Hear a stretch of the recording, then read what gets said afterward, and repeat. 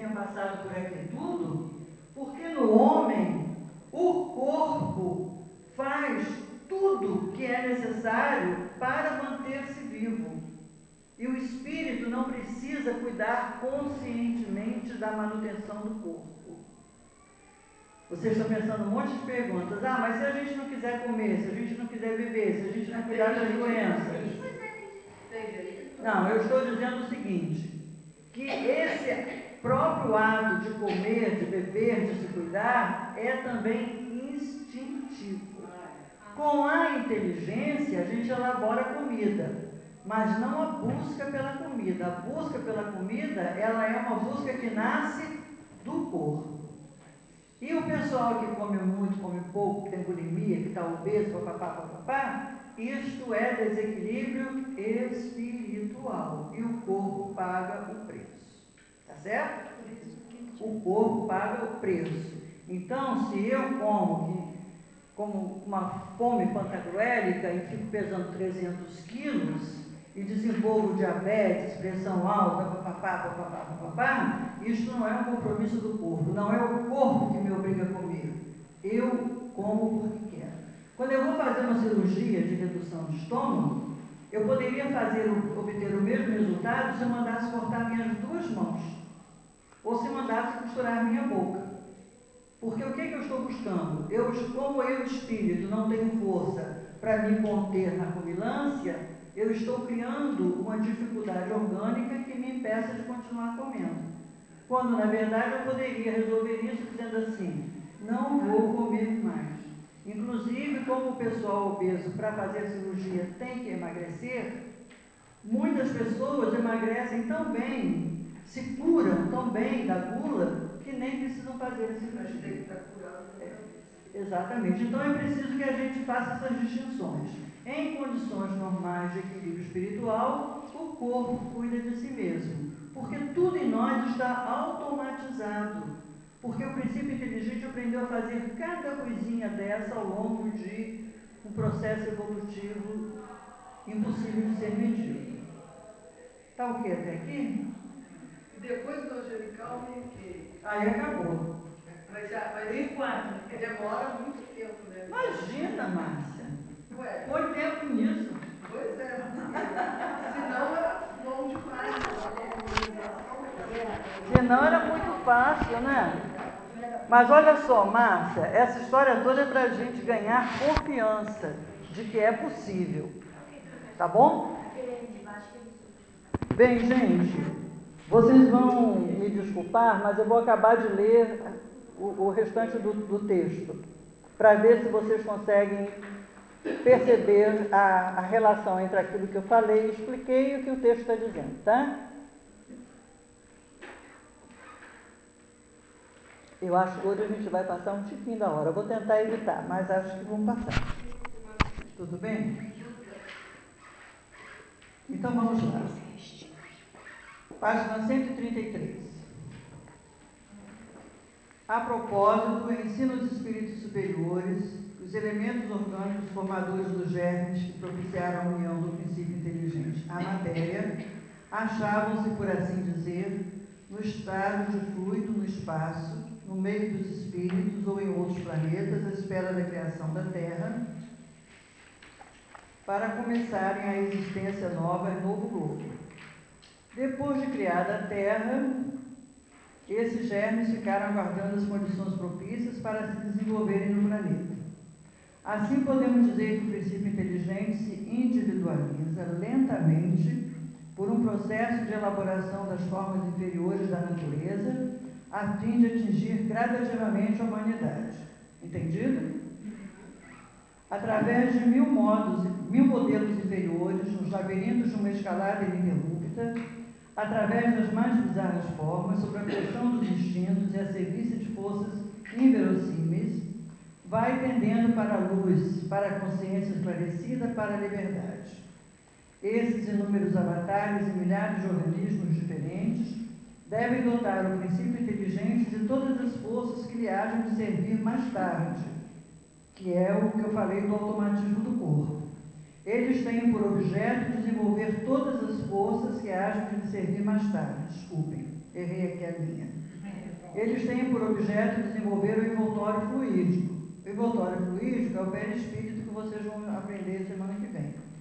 Dar-lhe necessária plasticidade, fixando nele as leis cada vez mais complexas que regem as formas vivas, criando-lhes assim um tesouro, mediante o qual possam um dia manipular a matéria de modo inconsciente, para que o espírito possa operar sem o entrave dos liames terrestres. É o que eu acabei de falar. O corpo opera de modo inconsciente.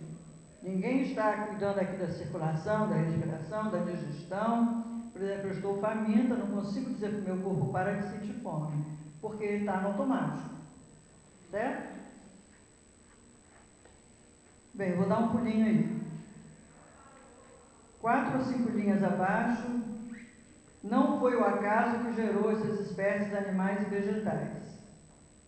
Acharam? Concordam?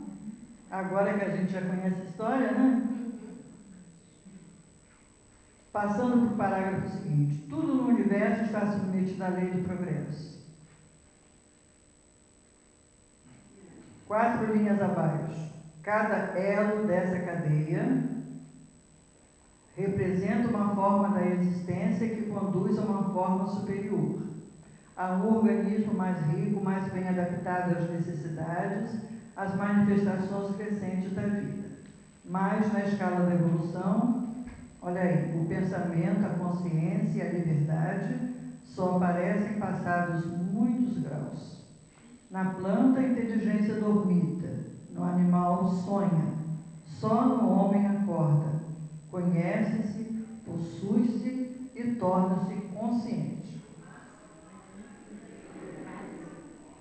Legal, né? Super poético. Uhum. Na página seguinte, terceiro parágrafo.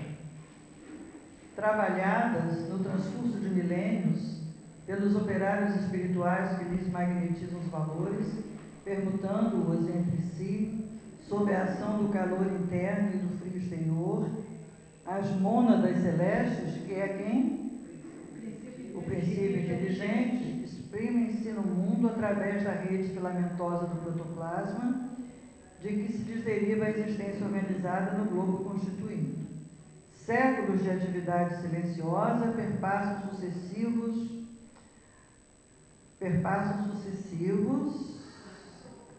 através dos quais é que apareceu um colchete aqui que não tinha razão de ser, através dos quais o princípio inteligente faz seu longo percurso pelos reinos da natureza até atingir a faixa da razão. Está batendo uma coisa com a outra? Tá? Aí, esse parágrafo aí vai falando das organizações, cristais, minerais, vírus. Protoplasma significa célula. Bactérias, amebas, algas. E aí passou para os vegetais. Mas antes de falar em vegetais, tem assim, ó, fetos, licopodiáceas, trilobitas, estígios, cefalópodes. Aí vai falando toda a escala de evolução. Algumas vezes falando dos animais, outras vezes falando dos vegetais. Mas com preponderância para os animais. Depois vocês leiam com calma, por favor. Tá? Hein? E leiam com calma e vocês vão vendo que aí começa a surgir esqueleto, depois sistema nervoso, vai se tornando complexo.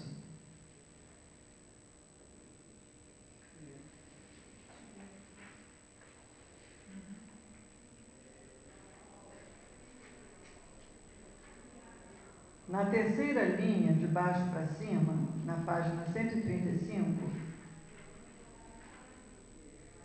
acharam a palavra?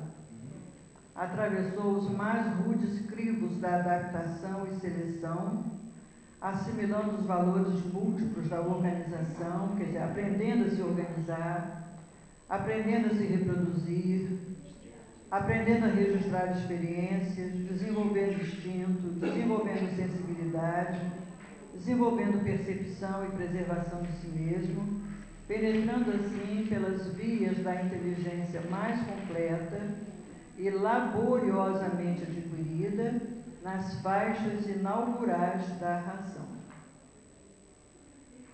Compreende-se que o princípio divino aportou na Terra, emanando da esfera espiritual, trazendo em seu mecanismo o arquétipo a que se destina, qual a bolota de carvalho que encerra em si a árvore que haverá de ser no futuro. Um pouquinho adiante, 2 linhas abaixo. Através do nascimento e morte da forma, ou seja, através do nascimento e morte do corpo. Leram essa frase aí?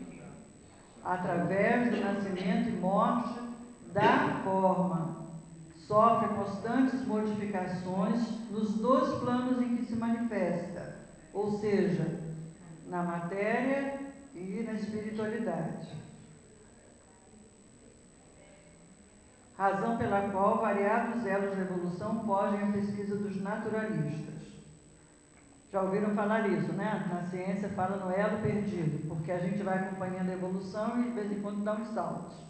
É porque a gente ainda não descobriu. E aí vamos passar ao parágrafo seguinte. Como se vê, por tudo que foi exposto, o princípio inteligente vai modelando ao longo das eras, em seu processo de individualização, não só as suas estruturas físicas, mas também o seu envoltório fluídico, até tornar-se espírito e estar apto para ingressar no período da humanidade. Esse processo de modelagem, contudo, não se interrompe aí, olha aí, gente, mas se aprimora pela evolução do espírito, conforme se deflui do seguinte ensino de Kardec. O corpo é, pois, o envoltório e o instrumento do espírito, e à medida que esse adquire novas aptidões, reveste outro invólucro apropriado ao novo gênero de trabalho que lhe cabe executar, tal qual se faz com o operário que lhe dá o instrumento menos grosseiro, à proporção que ele se vai mostrando apto a executar a obra mais bem cuidada.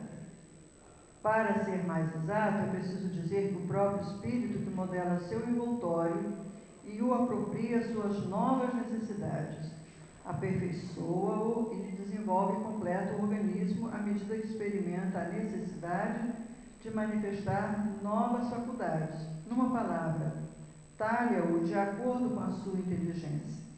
Então, gente, lembra que semana passada eu falei, começa a aprender a se movimentar na ameba pelos pseudópodos, depois através de cílios, depois através de flagelos. O princípio inteligente vai desenvolvendo aptidões. Quando ele já sabe andar bem direitinho, ele molda um corpo dotado de membros. Nós não temos membros para caminhar porque um arquiteto divino resolveu que pernas era bom. Podia ter roda. Depois a gente até inventou a roda, né? Tem gente que é formada de cabeça, tronco e rodas, que não dá um passo.